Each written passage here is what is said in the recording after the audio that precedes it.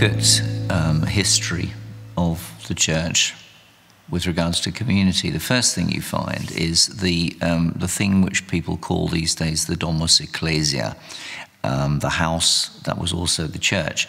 And that is obviously how it began. They shared all things in common, they lived together, and they were a community of God's people now living for Jesus. And they have found actually remains of these things, particularly in Capernaum. You can see it now, what's supposedly the house of Peter. But you have, the archaeologists have found a house which they can tell through 1 or 2 centuries got expanded and expanded and expanded until in the end a kind of church building got built over the top, but it began as a house. They found similar things in all kinds of parts of Rome. Under the old churches, they found remains of houses that just got expanded. That's how it all began. Now, of course, a big problem came when Christianity became tolerated and then, in a short space of time, the official religion of the Roman Empire. And so suddenly the world and the church were supposed to be one and get on together. And so you had all sorts of strange things coming in, which still in part exist today, where here in Britain, for example, you get bishops sitting in the House of Lords in the government and so on. And it's rather strange. But then it was a complete fusion of the world and the church through the operation of man. And Jesus said, "My kingdom is not of this world." And some early leaders like Tertullian said, "What on earth has the church got to do with the emperor?" Christians were thinking this was a disaster, many of them. Some accepted it and thought, well, okay, if that's how it is, let's get on with it. Others looked for an alternative. They thought that, okay, the church has lost it completely. It's in the grip of the world. What is the answer? And they looked in Scripture to the time when God said, "I will draw my people out into the wilderness, into the desert, and there I will speak to them." And the desert became a place of hearing God and being renewed. And John the Baptist, he was doing his work in the desert, preparing the way for Jesus and so on. So the desert became an attractive place. And so you had all sorts of people pulling away from normal society and starting new things out in the wilderness, out in the wild places. And so some lived on their own as hermits and walked about naked in the desert, which is possibly not the best thing to do today. And others, they began communities. Some lived together, some had a mixture, living some of the time in their own caves or cells, but coming together for meals and for worship and special occasions. There were various models. Men like Pachomius, Antony, and Macarius are regarded as some of the key figures in this movement, which is sometimes called today the Desert, and the Desert Fathers. Now that's old, but it's also right now up to date, because the movements which are being called new monasticism are looking back at these times and seeing great similarities. The church has been overwhelmed by the world. What do we do? Surely we have to look back and see what they did then. It's the desert. It's withdrawing from what everyone thinks is normal in order to regain the high ground for Jesus, to take time for prayer, to take time for togetherness, and so on. And this is a very big question today, how to recapture the spirit of the desert. Now, in the early church, you also find most of the people that we would see as the big names like Augustine, Chrysostom, and so forth. They lived in community. If they were bishops, they opened their home to others. They were always surrounded by other people. Some of them used to complain they never had any time because they were surrounded by people, because it was community. But one key guy who doesn't really get the credit, I don't think, that he should get, was Basil. Basil of Caesarea. He had this idea that, look, this way of community, like they do in the desert, in the wilderness, is right. But where is the place of greatest need? It is the cities. And surely that is where we need to be bringing the gospel, not just separating totally from the world and saying, oh, it can go to hell, you know, we're just going to live for Jesus in the desert. We've got to get there. So he began the Basiliad, which was like some enormous Jesus center with the poor being helped, with little opportunities for industrial enterprises, for medical care, and so on. It was church, it was service, it was everything. And it was regarded in its day as one of the wonders of the world. It was highly regarded, and it was a big step forward, taking community into the place of greatest need and letting it work there. Moving on, of course, you have the monks getting organized into orders like Benedict and having a rule, and the rule of life, the way they were supposed to live, is actually popular reading now.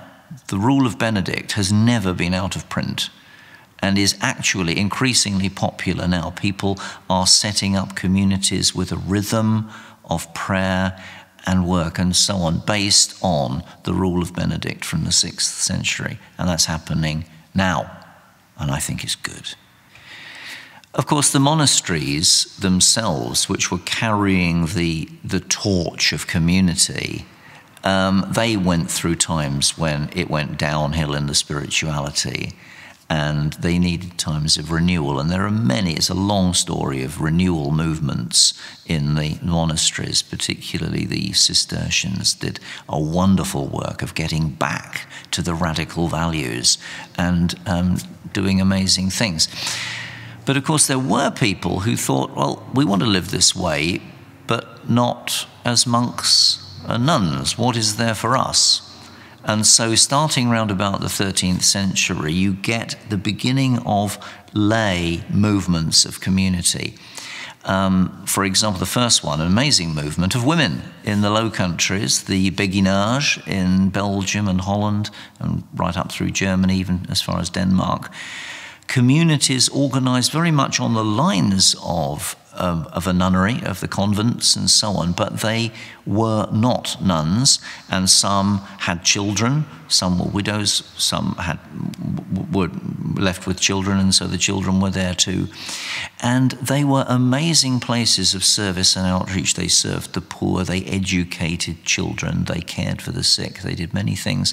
And some of their buildings are still to be seen today. And just recently, the obituaries in the newspapers told of the last Béguin sister had gone to heaven. So the Béguins don't exist anymore, but for many, many centuries they were active in the community cause.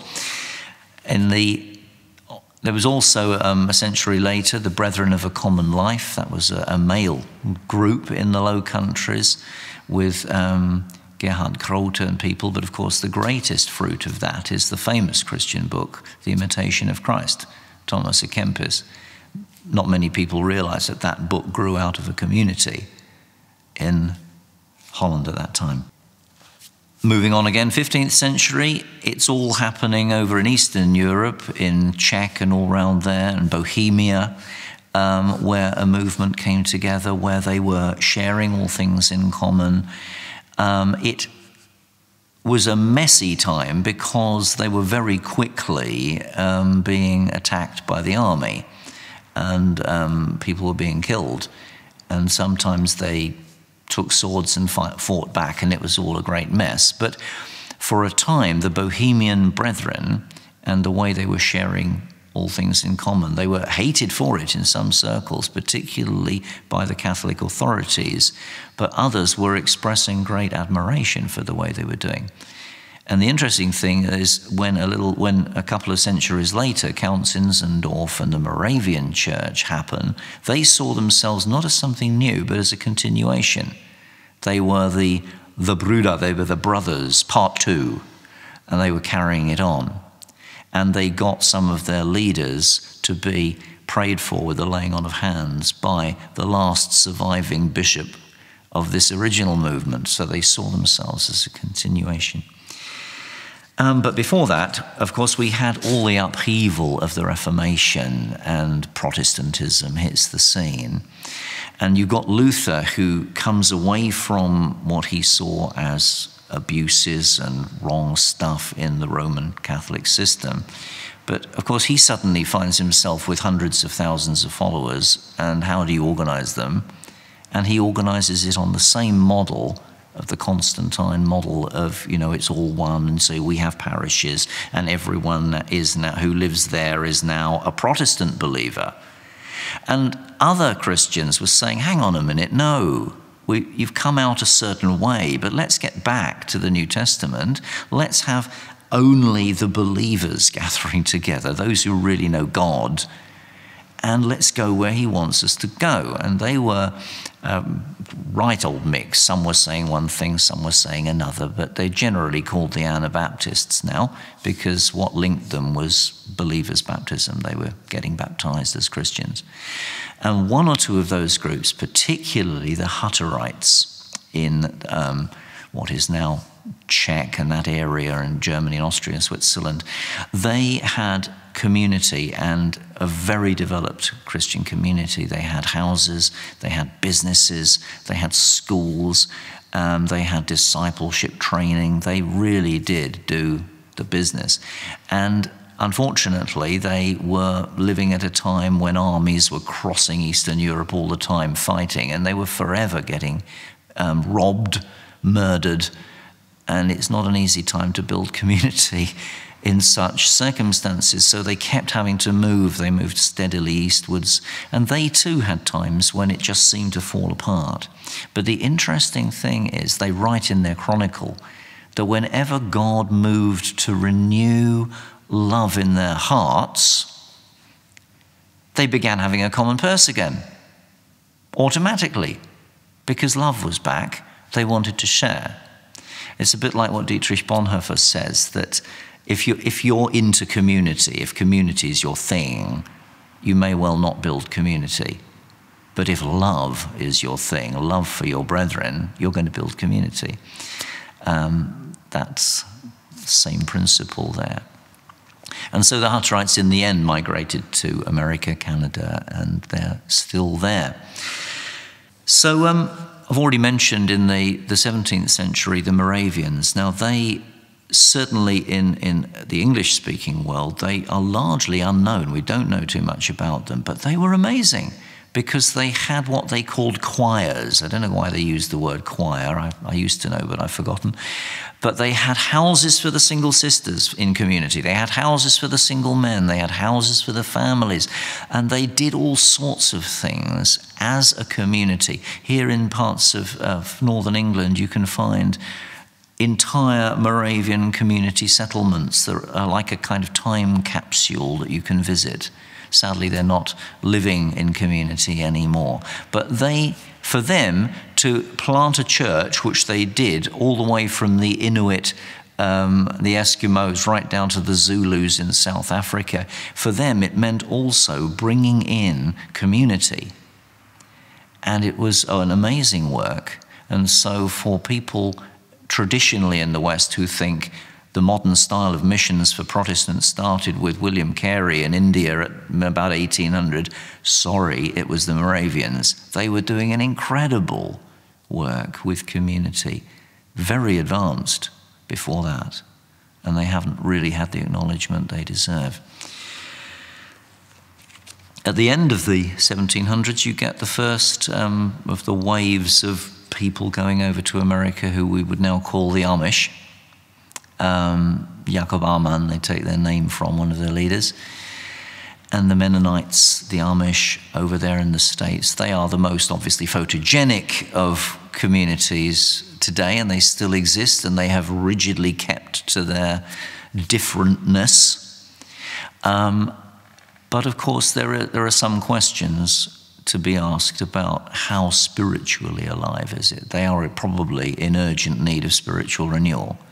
But in terms of community, they've got the history, they've got the ways of doing things. The things they write about community are still very real.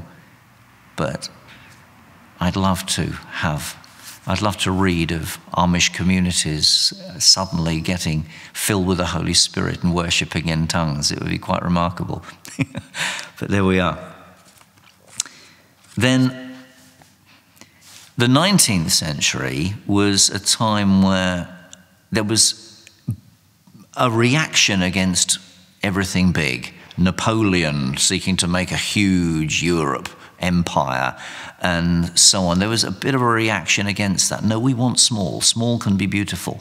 And so you had lots of small communities in Britain, on the continent, in America. Some of them then in time grew larger.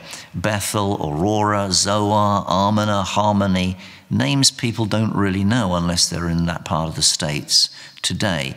But a lot of communities sprang up as a reaction to what is just big and industrialized and so on. Let's get small, get close, get brotherly, get simple again.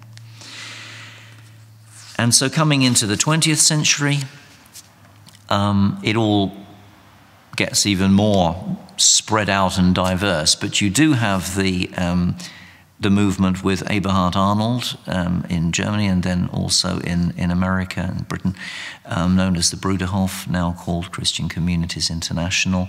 And that was quite a prophetic move, rising at precisely the time that Nazism was rising and standing for very different things. And of course they were very quickly closed down by the Gestapo, but they took that vision elsewhere.